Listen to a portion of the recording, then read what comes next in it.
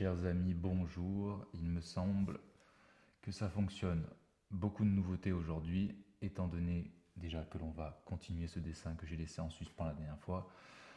Je ne sais pas combien de temps l'enregistrement va durer. Je suis en train de m'arranger avec un autre téléphone pour pouvoir laisser l'enregistrement durer le plus longtemps possible. Donc là, j'utilise encore mon portable actuel, mais j'ai un micro qui devrait être de meilleure qualité, même si les réglages ne sont certainement pas encore au mieux optimisé vu mes connaissances et capacités techniques. Donc voilà, j'espère que c'est plus agréable, j'espère que l'image aussi également est un peu plus agréable.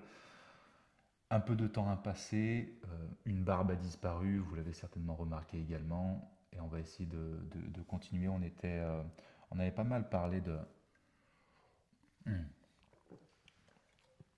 du fait que le meilleur conseil c'est l'écoute. Et je ne sais pas si on va continuer dans cette direction. Ce qui est sûr, c'est qu'on va finaliser ce visage.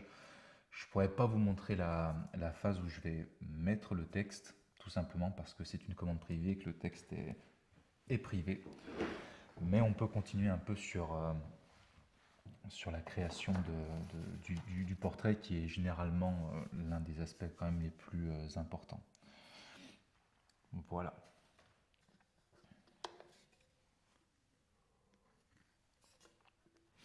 Donc on a quand même travaillé un peu les yeux, je pense que vous le voyez.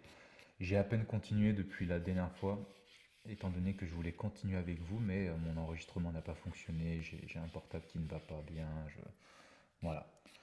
Donc là on continue de la bonne manière et j'espère que vraiment que le son est de bonne qualité. Il faut vraiment que je travaille là-dessus. C'est visiblement le premier critère. En fait, visiblement il est acceptable d'avoir une image médiocre. Tant que le son est bon, l'attention peut être encore captée. Et c'est vrai que j'ai moi-même beaucoup de mal avec du contenu où le son n'est pas bon. Donc vu que maintenant la structure est relativement cohérente et qu'on a fait un dessin qui, il faut le reconnaître, n'est pas spécialement anarchique par rapport à d'habitude, ce qui n'est pas déplaisant, on va pouvoir quand même en créer un petit peu de cette anarchie. Parce que sinon on va avoir l'impression de tomber dans un portrait, un simple portrait de fusain et on perd un peu ce style, moi, qui me plaît. Et ce serait simplement une sorte de reproduction, quelque chose de, à mes yeux, trop générique, pardon, trop académique. Donc voilà, on va essayer de ne pas tomber dans cette peur dont je vous parlais de salir.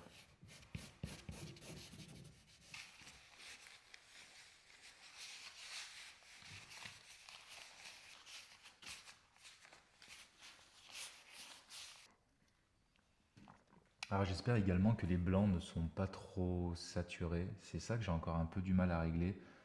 J'ai l'impression que vous voyez les zones très très blanches. Pourtant j'ai baissé ce qu'ils appellent l'ISO au plus bas. Mais j'ai quand même l'impression que vous avez pas mal de saturation. Je ne sais pas si je règle celle-ci, peut-être que ça s'atténue un peu, qu'on a quelque chose de plus naturel. Il ne faudra pas que vous hésitiez à me dire aussi au niveau du cadrage, si vous voyez suffisamment de dessins. Ah, vous voyez, on a, avec l'estompe, j'ai brisé, encore une fois. Ce qui commence à être propre, je suis venu le briser. Et voilà. On a des lignes, du coup, qui se sont, je ne sais pas si vous le voyez vraiment, mais qui se sont dessinées sur le visage, ce qui crée des imperfections, ce qui fait que le visage n'est plus propre. Mais c'est justement ça qui, d'après moi, si je retrouve ma gomme mie-de-pain, je ne sais pas où je l'ai mis, elle est là-bas. C'est ça qui, d'après moi, va permettre de créer ce que je pourrais appeler une sorte de flou.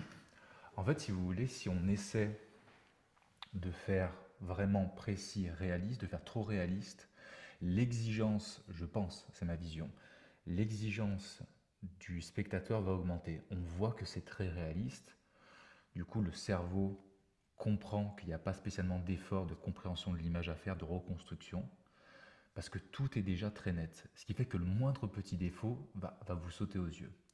Alors je trouve que par style, entre guillemets, et par facilité aussi, laisser suffisamment de flou et d'imperfection, ça fait que tout le monde, enfin le spectateur, va devoir recréer l'image lui-même et va être beaucoup plus, euh, va pouvoir avoir beaucoup plus de tolérance pour tout ce qui va être ce qui pourrait être des imperfections et du manque de détails. Et surtout, et là où ça m'intéresse, c'est qu'en laissant suffisamment de flou, encore une fois, on va pouvoir accentuer, notamment grâce à la lumière que je suis en train d'apporter, on va pouvoir accentuer certaines zones, les rendre plus nettes que le reste et du coup les faire ressortir. Donc ça permet de créer du contraste et des couches d'importance sur le dessin. Et surtout, le fait que ça reste flou va permettre à chacun de créer un petit peu, par son imaginaire, l'interprétation qu'il souhaite. Et c'est toujours ça, moi, qui m'intéresse.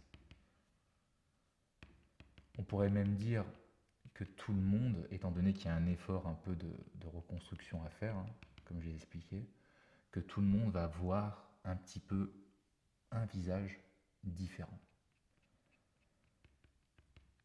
Voilà, j'apporte une lumière un peu plus intense sur les endroits où je vais attirer l'œil. Encore une fois, je vous avais expliqué la dernière fois hein, l'importance de l'équilibre entre la bouche, le nez et les yeux.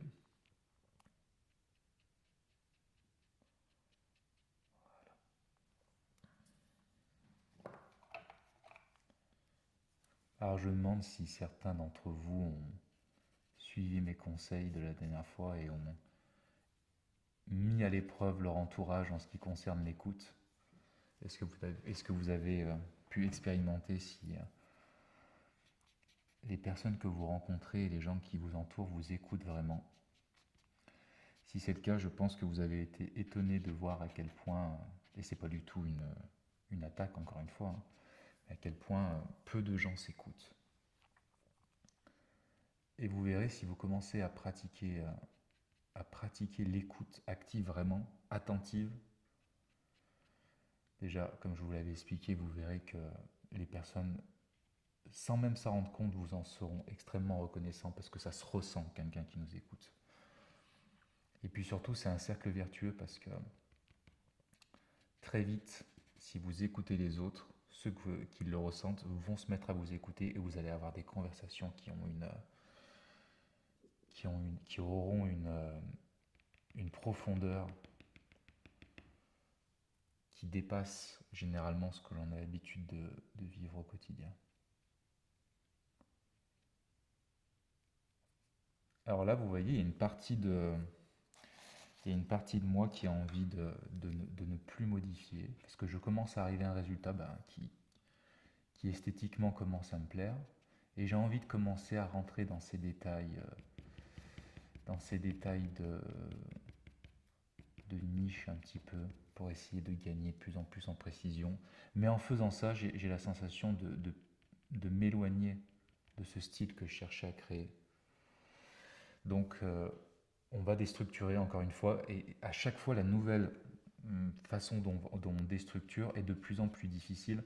C'est de plus en plus dur de devoir s'y résoudre parce qu'on avance dans le dessin et on n'a pas envie de perdre tout le temps qu'on a passé à équilibrer, à apporter les bonnes ombres. Mais voilà, donc on y va quand même si c'est pas évident, même si ça va gâcher certainement certaines choses. Voilà, ça va exagérer.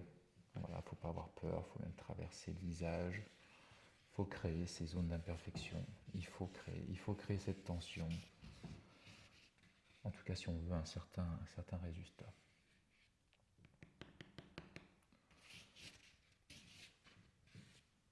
Et vous voyez, c'est pas évident d'accepter de perdre ce que l'on a créé pour potentiellement avoir quelque chose de mieux. Encore une fois, c'est quelque chose que l'on peut rapporter dans la vie en général. Il est très courant que l'on s'accroche, que l'on s'attarde à des choses passées parce qu'elles elles sont confortables et pourtant on sait que notre place n'est pas là, que notre potentiel n'est pas là, qu'il faudrait quitter ces choses, les faire évoluer. Et c'est un peu ce qui se passe là. le dessin pourrait s'arrêter là, ça pourrait être suffisant, mais j'ai conscience qu'il faut et que je peux aller plus loin. Donc il faut accepter de perdre ce qui a été construit. D'ailleurs, il ne faut pas le voir comme une perte, mais comme un processus de construction, mais ça peut apparaître comme une perte.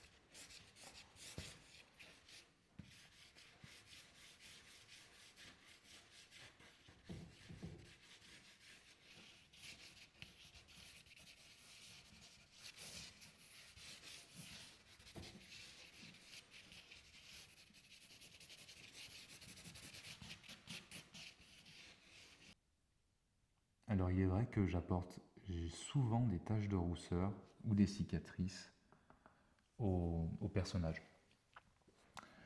Alors c'est évidemment une préférence esthétique, parce que étant donné que je dessine souvent des visages féminins et qu'il y a souvent un rapport à l'innocence, les taches de rousseur ont généralement cet effet. C'est pour ça que j'aime bien les apposer.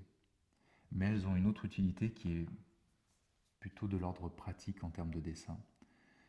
C'est que les taches de rousseur et les cicatrices sont des éléments qui, je l'ai remarqué, créent encore une fois une sensation de réalisme, de réalité chez le spectateur. Vous le remarquez peut-être alors que je suis en train d'en apposer quelques-unes de manière un peu, pour l'instant, maladroite. Mais ça apporte, en fait ça attire votre attention sur une certaine zone et peut-être que ça évoque. C'est un trait de caractère, de caractère physique qui évoque peut-être suffisamment d'éléments et qui est suffisamment connoté dans l'imaginaire collectif pour créer immédiatement une sensation, une âme, une personnalité. On imagine plus facilement, en tout cas moi c'est ce qui m'arrive, cette sensibilité, cette fragilité dont je vous parlais lorsqu'il y a ce genre de petits éléments. Alors pour certains ça peut être la forme d'un nez, pour d'autres ça peut être les taches de rousseur. Oula, là je suis parti un peu en sucette.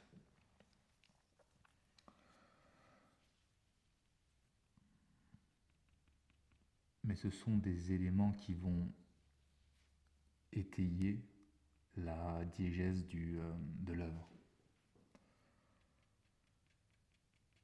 Ce qui est essentiel. C'est souvent ça qui nous renverse, c'est d'imaginer la diégèse, le contexte, ce qui ne se voit pas, ce qui est hors de ce champ de vision que l'artiste, que ce soit par la musique, par le cinéma, peu importe, que l'artiste nous offre. On imagine ce qu'il y a autour. J'ai vu une conversation comme ça et c'est vrai qu'il y a peu de gens qui m'en ont déjà parlé, mais je pense que c'est une part presque inconsciente. Mais généralement, est-ce que je peux zoomer? Est-ce que je peux vous zoomer peut-être? Peut-être un peu plus là de détails. C'est une part inconsciente, mais je ne sais plus avec qui j'avais cette conversation qui me disait que ce qui est intéressant dans les portraits, même dans l'art en général, mais dans les portraits ça le fait beaucoup, c'est qu'on va avoir tendance à s'imaginer non pas qui est cette personne qui, qui est illustrée, mais qu'est-ce qu'elle regarde. Et c'est là qu'on a des points de vue vraiment fascinants, où voilà, si vous, en voyant ce portrait, vous deviez dire, à votre avis, quelle est la chose ou quelle est la personne que cette personne regarde, on aurait des réponses totalement différentes et c'est là que ça devient intéressant. C'est l'univers qui est à côté, parce que ça, l'univers qui est à côté, en fait, il vous appartient. Il ne m'appartient pas à moi, il appartient jamais au créateur. Il appartient vraiment à vous, à votre vécu, à votre interprétation. Alors là, petit point technique aussi, mais ce n'est que la mienne. Je peux être amené à créer des mouvements anarchiques pour déstructurer, comme j'ai dit, pour me libérer un peu d'une angoisse de la page blanche. Mais je peux également ajouter ces éléments anarchiques simplement en suivant ceux qui sont déjà suggérés. Ce qui fait qu'en fait, c'est pas réellement de l'improvisation. Voilà, j'accentue des traits déjà existants qui me semblent ressortir plus que d'autres. Ce qui fait que je suis moins créateur que révélateur dans ces moments-là. Et c'est un exercice aussi intéressant.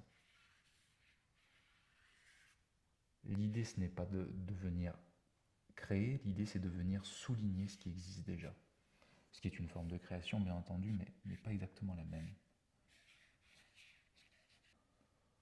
Alors là, j'adore réaliser cet effet-là. Je vais vous laisser un peu zoomer pour que vous puissiez le voir au mieux. Je prends ma gomme mie-de-pain et je vais vraiment l'écraser et ne pas créer un mouvement d'effacement, mais un mouvement d'appui et de rotation. C'est un peu... Vraiment, je vais pas faire, je sais pas si vous voyez, je vais pas faire ça. Je vais écraser et je vais rouler. Et la texture qui est continuellement changeante de la mie de pain va créer vraiment une texture très particulière, très anarchique que j'adore. Je sais pas si je peux zoomer plus.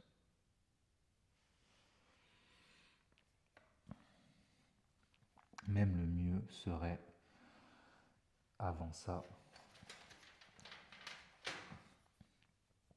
d'ajouter un peu de contraste pour justement qu'il y ait de la matière à détruire un petit peu.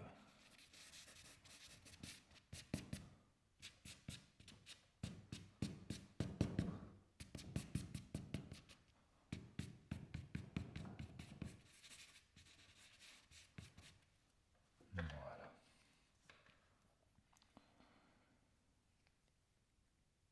J'appuie et je fais rouler directement. Voilà. Crée vraiment une texture très étrange. Pas toujours spécialement esthétique, hein. Parfois ça peut être raté. Hein. Et vous voyez, c'est vraiment...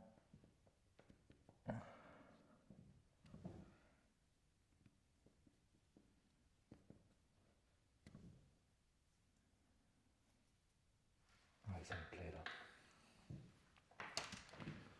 J'ignore si je pense que vous le voyez relativement bien.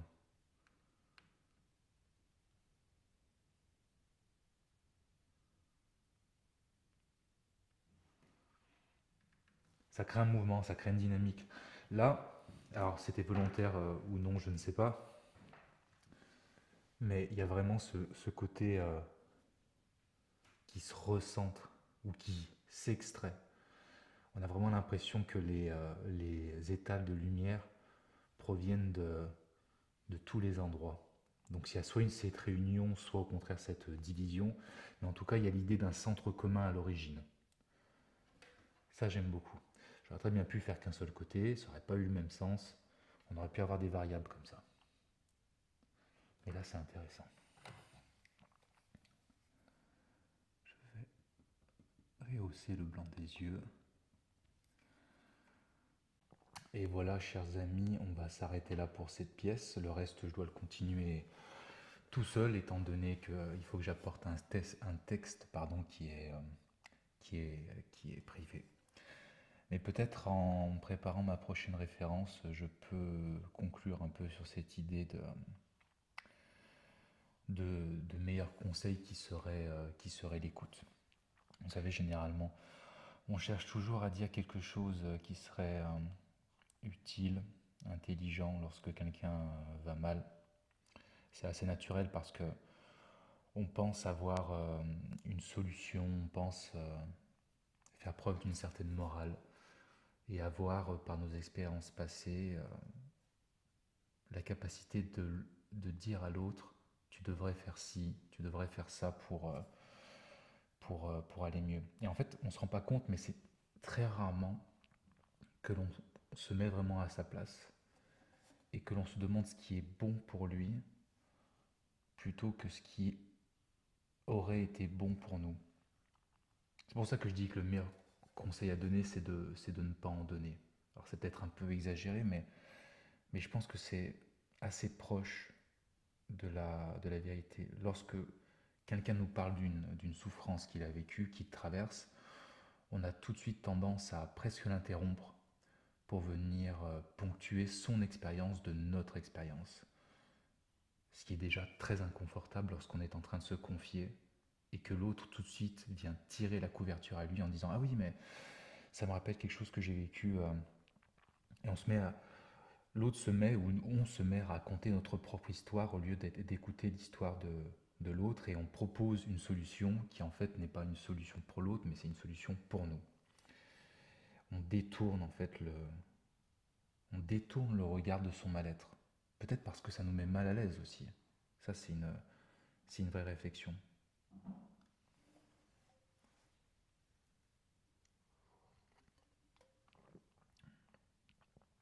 Écouter vraiment, c'est inconfortable. C'est ça que je suis en train de me rendre compte. C'est inconfortable, c'est désagréable. Parce que ça nous demande de nous oublier.